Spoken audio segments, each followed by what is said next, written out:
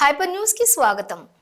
Helmet లేకుండా వాహనాలు నడిపితే కఠిన చర్యలు తప్పవని రవాణా శాఖ motor vehicle inspector M Sunil తెలియజేశారు.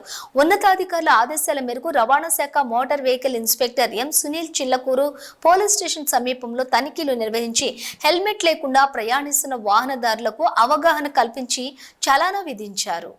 చిల్లకూరు పోలీస్ స్టేషన్ సమీపంలో తిరుపతి జిల్లా ఉప రవాణా శాఖ కమిషనర్ వారి ఆదేశాల మేరకు గూడూరు రవాణా శాఖ motor vehicle inspector M Sunil వాహనాలు తనిఖీలు నిర్వహించారు.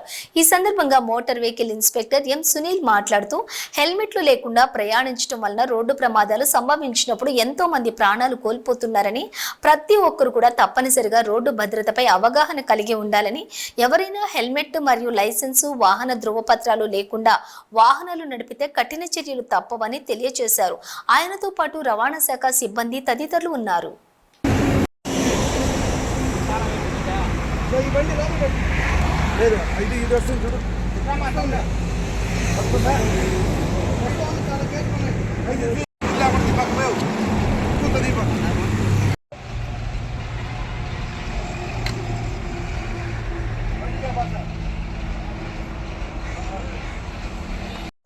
రాశా అది పెట్టలేదు కదా, లైసెన్స్ లేదు రాశా. ఒక లైసెన్స్ ఉంటే ఆ లైసెన్స్ తీసుకెళ్ళి ఆఫీస్కి వెళ్ళి చూపించుకొని ఈ 5,000 తగ్గిపోతుంది. ఇంకో 3 పండ్లు రాస్తావా?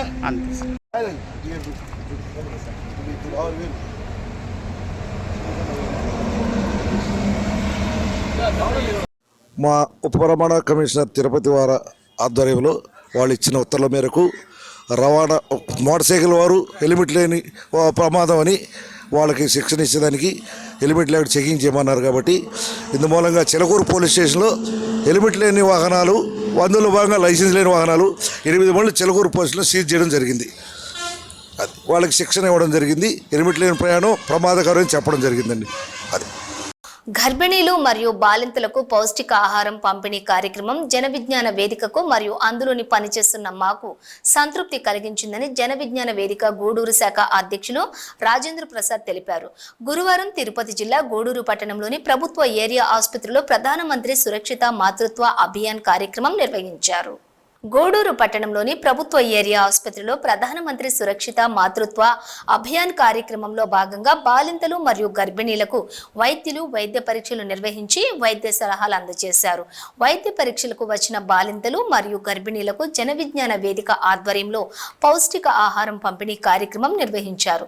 ఈ సందర్భంగా జన విజ్ఞాన వేదిక గూడూరు శాఖ అధ్యక్షులు రాజేంద్ర ప్రసాద్ మాట్లాడుతూ, తాము ఈ కార్యక్రమం 9 సంవత్సరాలుగా నిర్వహిస్తున్నామని, ఈ కార్యక్రమం ఎంతో సంతృప్తి కలిగిస్తుందని, ఈ కార్యక్రమానికి సహకరిస్తున్న దాతలకు ధన్యవాదాలు తెలిపారు. ఈ కార్యక్రమంలో వైద్యులు, వైద్య సిబ్బంది, గర్భిణీలు మరియు బాలింతలు పాల్గొన్నారు.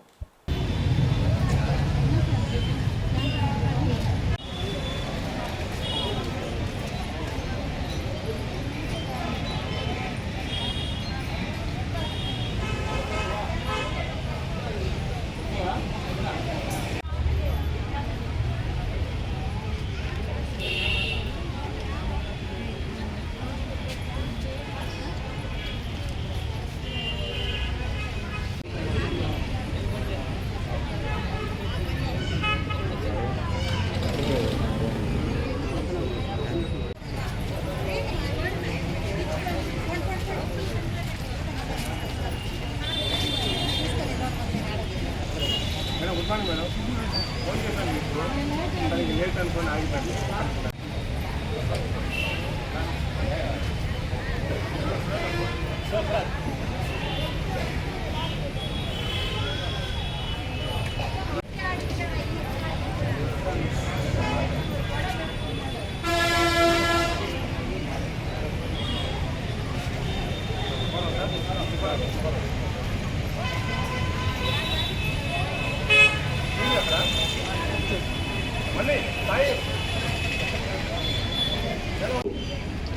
జేవీవి ఆధ్వర్యంలో ప్రతి నెల 9వ తారీఖున భోజనాల పంపిణీ కార్యక్రమం చేస్తూ ఉన్నాం. ఈ నెలలో రవి హోమ్ నీడ్స్ అధినేత రవికుమార్ మా తమ్ముడు ఈ ప్రోగ్రాంకి స్పాన్సర్గా వ్యవహరించినందుకు వారికి ప్రత్యేకంగా ధన్యవాదాలు తెలియజేస్తున్నాం. అమ్మ, మీరు ఇక్కడ వచ్చారంటే గర్భిణీ స్త్రీలందరూ కూడా ఇప్పుడు ప్రముఖంగా డయేరియా ఉంది ఎక్కువ అన్ని దగ్గరలో కూడా. మీరందరూ కూడా మీ ఇంటి పరిశుభ్రాలను జాగ్రత్తగా పెట్టుకొని నీళ్ళని కాచి తాగితే మీ ఆరోగ్యానికి బిడ్డ ఆరోగ్యానికి మంచిది కాబట్టి మీరందరూ కూడా దాన్ని దృష్టిలో పెట్టుకొని ఖచ్చితంగా మీ ఇంటి పరిశుభ్రాలు కానీ ఇంట్లో కానీ నీట్గా పెట్టుకొని కాచి నీళ్ళు తాగి వడపోసుకొని తాగండి అమ్మ, ఆరోగ్యానికి చాలా మంచిది. ఈ విషయంలో మీరందరూ జాగ్రత్త వహిస్తారని కోరుకుంటున్నాం. మీరందరూ భోజనానికి ఇబ్బంది పడకూడదని మేము ఈ కార్యక్రమాన్ని నిరంతరాయం చేస్తూ ఉన్నాం. దీనికి మాకు మా హాస్పిటల్ సిబ్బంది ఎంతో సహకారాన్ని అందిస్తున్నారు. వారందరికీ కూడా ప్రత్యేకంగా ధన్యవాదాలు తెలియజేస్తూ ఈరోజు భోజనానికి మీరు తల్లి బిడ్డ ఇద్దరు ఇబ్బంది పడకూడదని మేము రిస్క్ అయినా కూడా మీకోసం ఏర్పాటు చేస్తున్నాం. మీరు ఆరోగ్యంగా ఉండాలని, ఒక మంచి బిడ్డకి జన్మనిచ్చి ఆ బిడ్డని మంచిగా చదివించి ఒక మంచి ప్రయోజకుని చేయాలని మీరందరూ ఆ విధంగా కృషి చేయాలని డాక్టర్లు ఇచ్చిన సలహా మేరకు మీ ఆరోగ్యాన్ని జాగ్రత్తగా చూసుకుంటూ వారు చెప్పిన విధంగా నడుచుకోవాలని మిమ్మల్ని కోరుకుంటున్నాం. థ్యాంక్ యూ అమ్మా. గూడూరు పట్టణంలోని నూతనంగా నిర్మిస్తున్న శ్రీ అయ్యప్ప స్వామి దేవస్థానంలో విగ్రహ ప్రతిష్ఠ కార్యక్రమానికి పట్టణ ప్రజల నుండి విరాళాలు కోరుతున్నామని శ్రీ అయ్యప్ప స్వామి భక్త బృందం సభ్యులు తెలిపారు. ఈ మేరకు ఈ నెల 11వ తేదీ నుండి విరాళాల సేకరణ కార్యక్రమం విఘ్నేశ్వరపురం వినాయకుని దేవస్థానం నుండి ప్రారంభిస్తున్నట్లుగా నిర్వాహకులు తెలిపారు. తిరుపతి జిల్లా గూడూరు పట్టణంలోని నూతనంగా నిర్మిస్తున్న శ్రేయప్ప స్వామి దేవస్థానం వద్ద శ్రీ అయ్యప్ప స్వామి భక్త బృందం సభ్యులు మీడియా సమావేశం నిర్వహించారు. శ్రీ అయ్యప్ప స్వామి దేవస్థానం నిర్మాణంలో పట్టణ ప్రజలను భాగస్వాములు చేస్తూ విరాళాలు సేకరిస్తున్నామని, కావున పట్టణ ప్రజలు సహకరించాలని అయ్యప్ప స్వామి భక్త బృందం సభ్యులు విజ్ఞప్తి చేశారు. ఈ కార్యక్రమంలో శివయ్య, వినయ్ కుమార్, సుబ్బయ్య, సుబ్రహ్మణ్యం, లక్ష్మయ్య, శ్రీహరి, భాస్కరాచారి, గిరి తదితరులు పాల్గొన్నారు.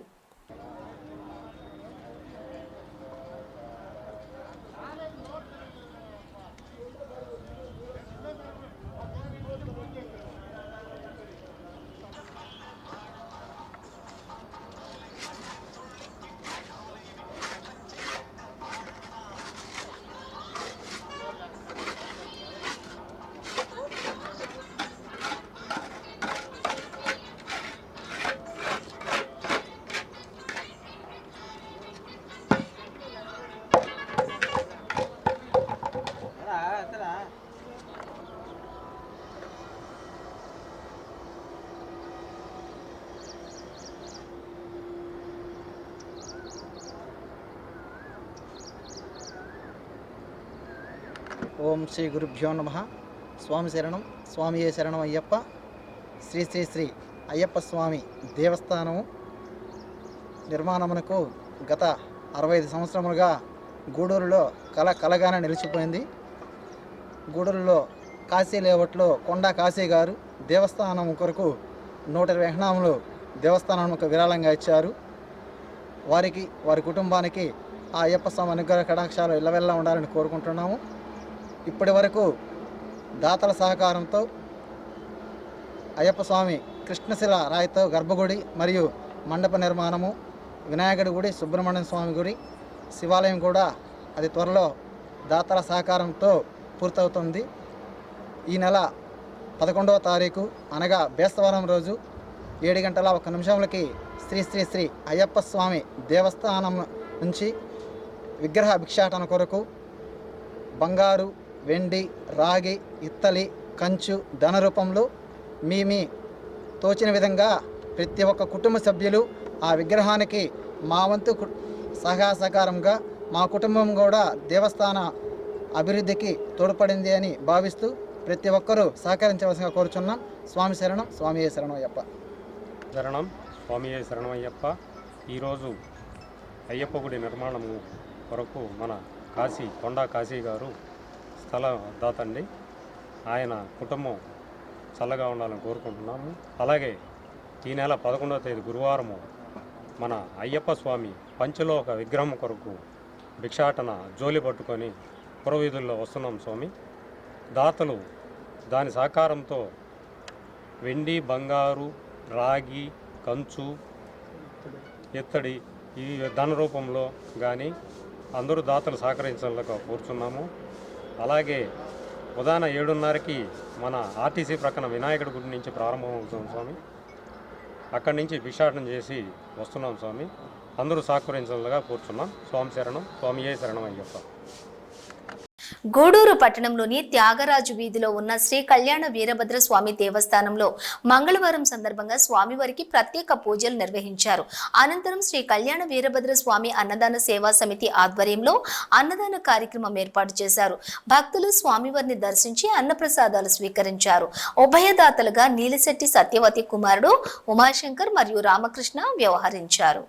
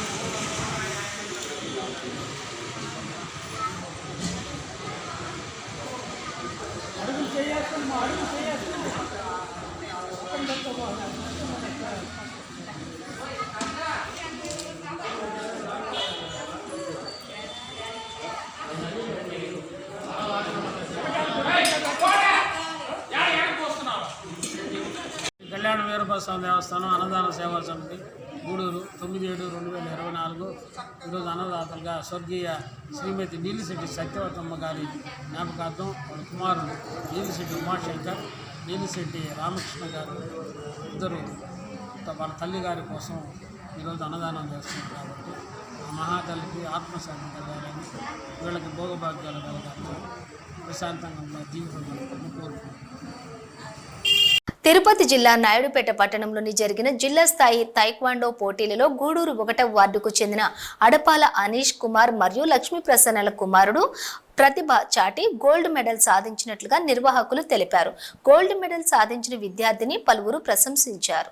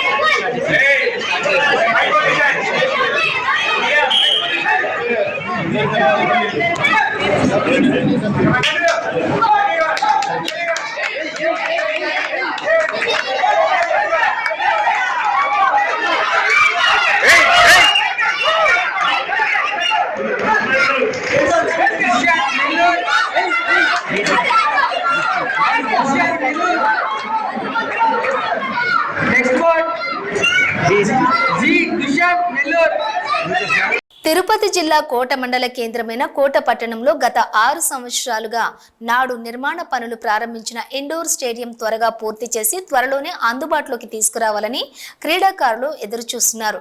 కోట మండల కేంద్రం కోట పట్టణంలోని అల్లారెడ్డి వెంకట కృష్ణారెడ్డి జిల్లా పరిషత్ ఉన్నత పాఠశాల మరియు జూనియర్ కళాశాలలో 2018వ సంవత్సరంలో ఆనాటి తెలుగుదేశం ప్రభుత్వం ఇండోర్ స్టేడియం నిర్మాణానికి పనులు ప్రారంభించారు.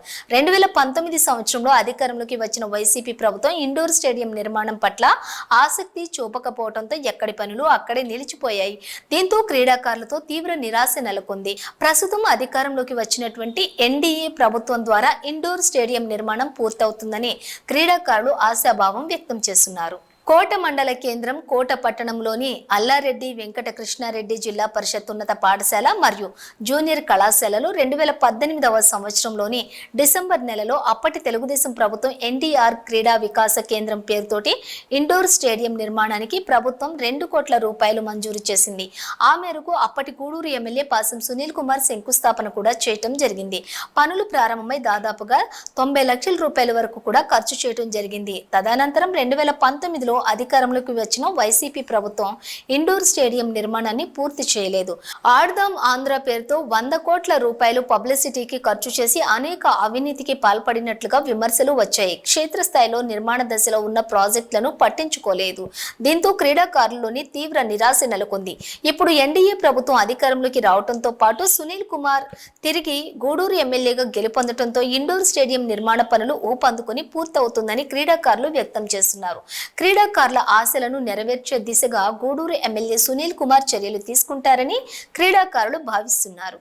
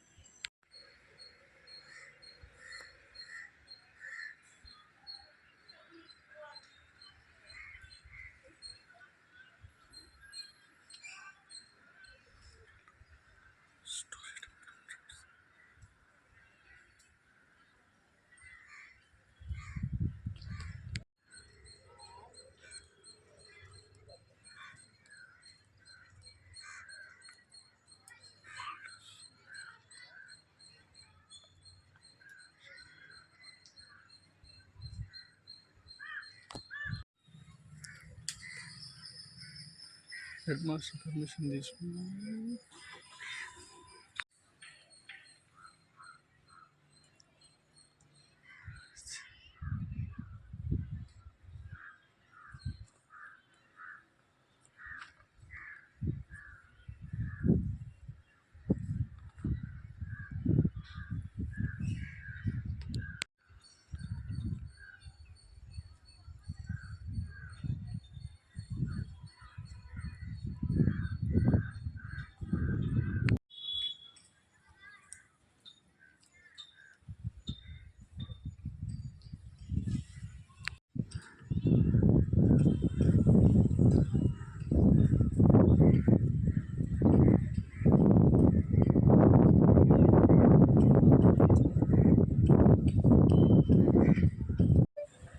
అందరికీ నమస్కారం.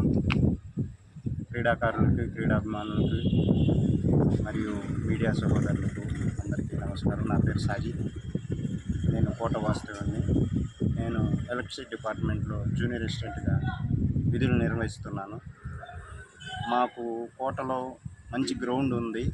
గ్రౌండ్లో మేము చిన్నప్పటి నుంచి ప్రాక్టీస్ చేసి జాతీయ క్రీడలకు ఎంపికై ఉన్నాము.